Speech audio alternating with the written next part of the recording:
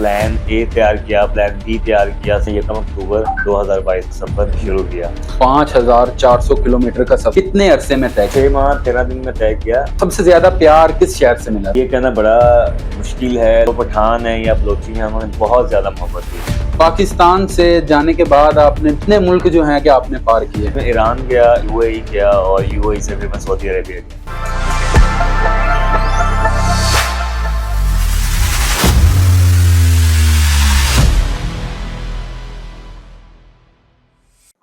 अस्सलाम वालेकुम नाजरीन, आपका मेजबान मिस्टर शामी आपकी खिदमत में हाजिर है और आप देख रहे हैं चैनल 9।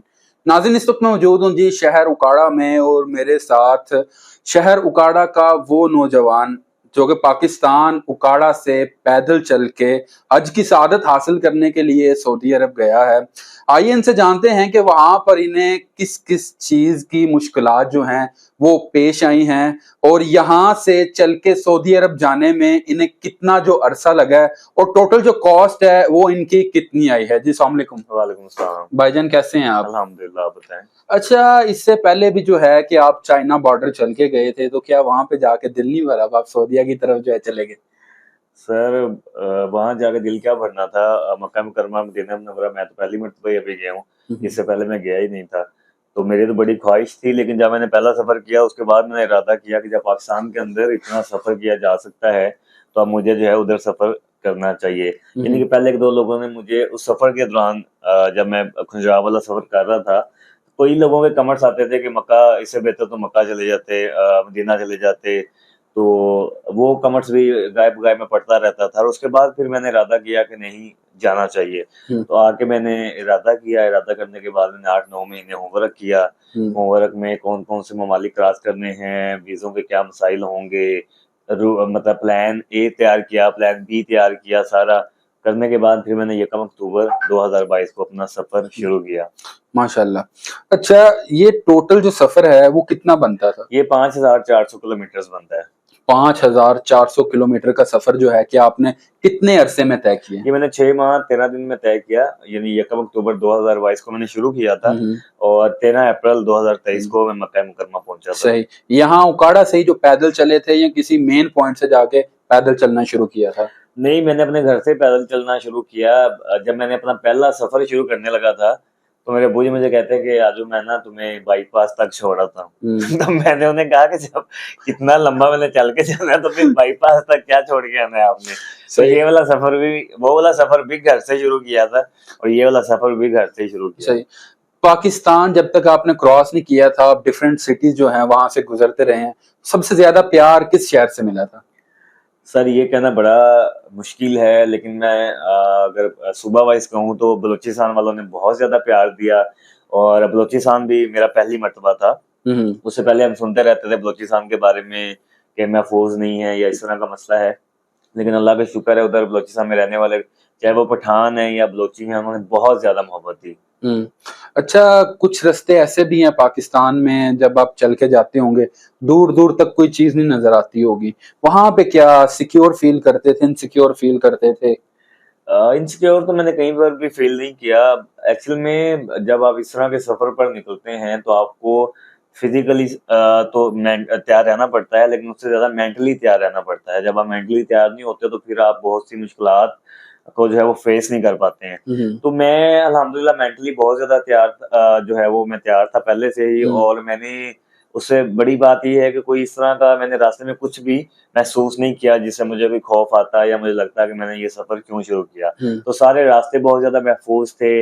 रास्ते में लोग मिलते रहते थे, अप्रिशिएट करते रहते थे। जब आपको लोगों की तरफ से अप्रिशिएट किया जाता है तो ये है कि वो आपकी एनर्जी कुछ हद तक, मैं बल्कि कुछ हद तक भी नहीं बल्कि कहूँ कि वो आपकी ओवरऑल एनर्जी जो है वो बढ़ती रहती है। तो एक दिन का सफर होता है, जब आप रात को रुकते हैं, स्टे करते हैं, वो आपकी जो थकावट है काफी हद तक दूर हो जाती है। सुबह फिर आप उसी तरह से चलना शुरू कर देते हैं। सही। पाकिस्तान से जाने के बाद आपने दूसरे मुल्क किस में गए? तीसरी कौन सी कंट्री गए? चौथी, यानी कितने मुल्क जो हैं कि आपने पार किए? पाकिस्तान के बाद में ईरान गया, ईरान के बाद में यूएई गया और यूएई से फिर मैं सऊदी अरेबिया गया। ठीक है।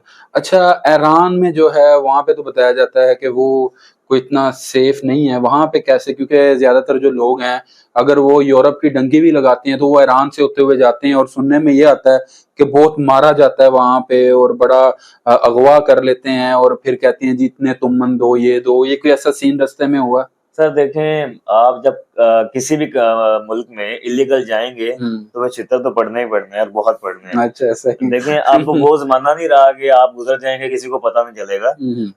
आपकी ये जो आजकल मीडिया का दौर है, ठीक है, तो इतने हैवी किस्म के कैमरास लगे होते हैं, आप कैसे क्रॉस कर सकते हैं? बिल्कुल अब बाई चांस अगर गुजर गए तो गुजर गए हैं। उसके अलावा जो हमने सेफ की बात की है, तो ईरान बहुत ज्यादा सेफ है। इवन के हमारे यहाँ पर पाकिस्तान में तो बैंक्स के बाहर गार्ड खड़ा होता है, ठीक है। मैंने वहां पे पूरे ईरान के अंदर बैंक्स के बाहर कोई भी गार्ड जो है वो खड़ा हुआ नहीं देखा। तो आप उनकी जो सिक्योरिटी है या जो वो कितना महफूज मुल्क है, आप इसका अंदाजा यहाँ से लगा लें।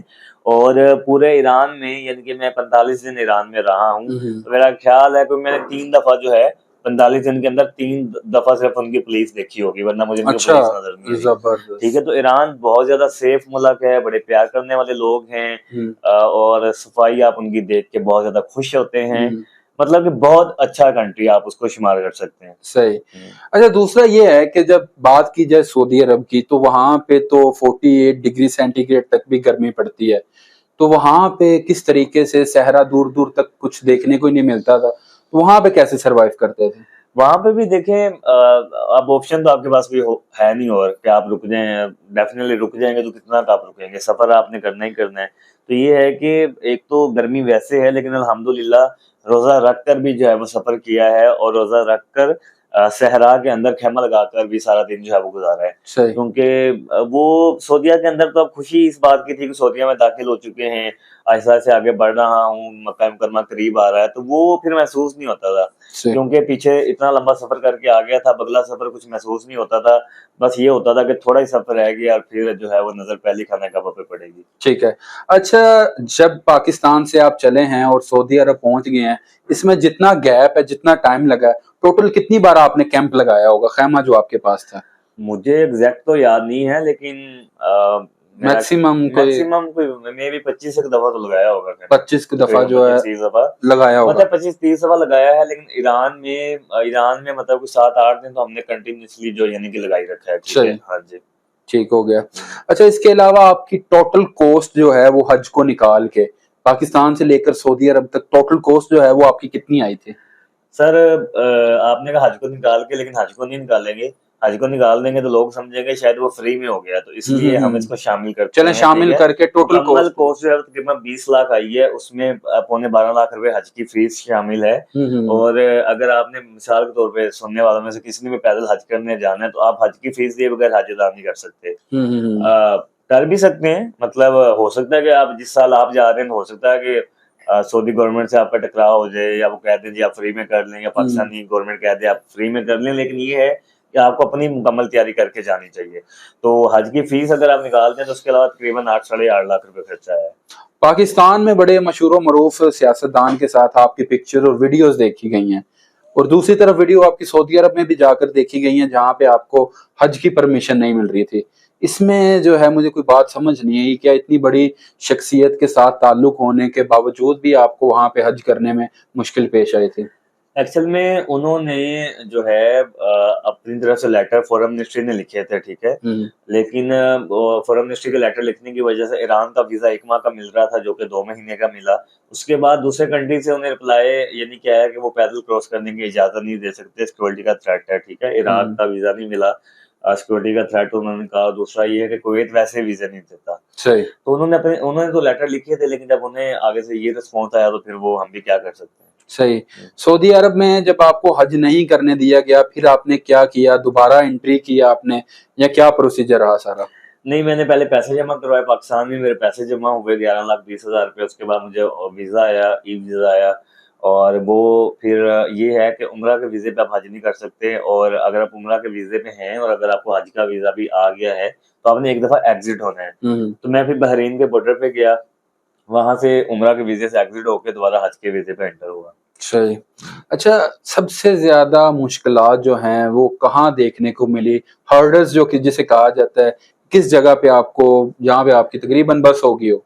बस तो कहीं पे भी नहीं हुई, लेकिन ईरान में सर्दी बहुत ज्यादा थी। हम्म। चूंकि 28 दिसंबर को ईरान में दाखिल हुआ, उसके बाद अभी तक पाकिस्तान में बारिश नहीं मिली थी। हम्म। ईरान में 2-3 दफा बारिश भी मिली, फिर सर्दी के साथ साथ साथ हवाएं बहुत ज्यादा तेज चलती थी, और फिर ईरान में खेमों में भी जो है वो रातें गुजारना पड़ी। तो सर्दी का मसला था, बाकी ओवरऑल अल्लाह का शुक्र था, ठीक था। बाकी जो हर जगह पे जो है, अच्छा सऊदी अरब में तकरीबन जो है कि कोई आपको गवर्नमेंट लेवल पे को वेलकम किया गया, या पाकिस्तान जब वापस आए तब गवर्नमेंट लेवल पे को वेलकम किया गया? नहीं, गवर्नमेंट लेवल पे कहीं पे भी जो है वो वेलकम नहीं किया गया। बस मतलब जो भी थी पाकिस्तानी कम्युनिटी है या वहाँ की कम्युनिटी है, तो वो यानी कि अप्रिशिएट करते थे। सही हो गया।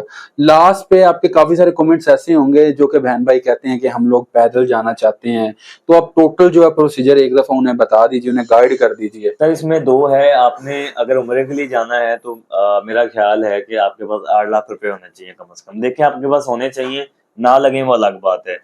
हज के लिए जाना है तो 20 लाख रुपए होने चाहिए। दूसरा ये है कि होमवर्क आपने सारा अपना खुद करना है। उसमें आपने दिन में कितना चलना है, आप कब चलेंगे तो आप कब पहुंचेंगे। उकाड़ा से तकरीबन 5,400 किलोमीटर बनता है। आपका जो भी शहर होगा वहां से आप आइडिया लगा सकते हैं कि सफर कितना बनता है, उस पर डिवाइड कर लें अपने सफर दिन में कितना करना है। रूट जो सबसे बेस्ट है वो है पाकिस्तान में बलोचिस्तान से होते हुए ईरान, ईरान से यूएई और यूएई से सऊदीया। ईरान का वीजा पाकिस्तान से ले लेंगे, वो आसानी के साथ मिल जाता है। यूएई का और सऊदीया का वीजा आप ई वीजा ले लेंगे। लेकिन अगर उम्रे के लिए जा रहे हैं तो फिर आपको उम्रे का वीजा ई वीजा मिलेगा सऊदीया का, ठीक है। ई वीजा से मुराद है कि फॉर एग्जांपल मैं एजेंट हूँ, मैं उसका यूएई का और सऊदीया का वीजा लगवा के देता हूँ।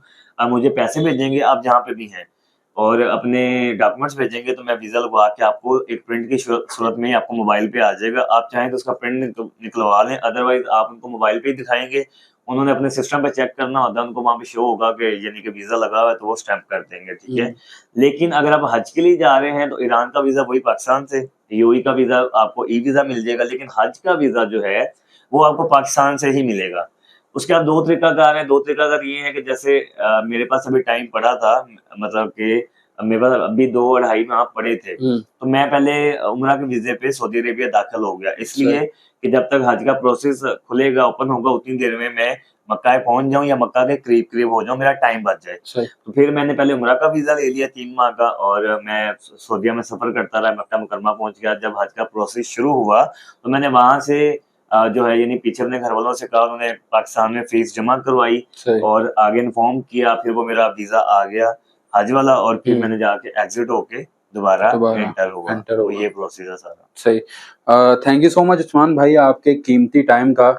ये थे जी हमारे साथ उस्मान अरशद, जिनका ताल्लुक उकाड़ा से है, और उम्मीद है कि जो प्रोसीजर इन्होंने बताया है ये उनके लिए काफी यूजफुल होगा, जो कि पैदल चल के जो है कि हज करना चाहते हैं। आजकल काफी सारी वीडियोस जो हैं वो सोशल मीडिया पे देख रहे हैं, काफी सारे भाई जो हैं वो पैदल जो है कि वो जा रहे हैं। तो अगर आपको ये वीडियो थोड़ी सी भी इंफॉर्मेटिव लगी हो तो काइंडली इस वीडियो को ज्यादा से ज्यादा शेयर करें। उम्मीद है कि इस वीडियो से आपने कुछ ना कुछ जो है वो जरूर सीखा होगा।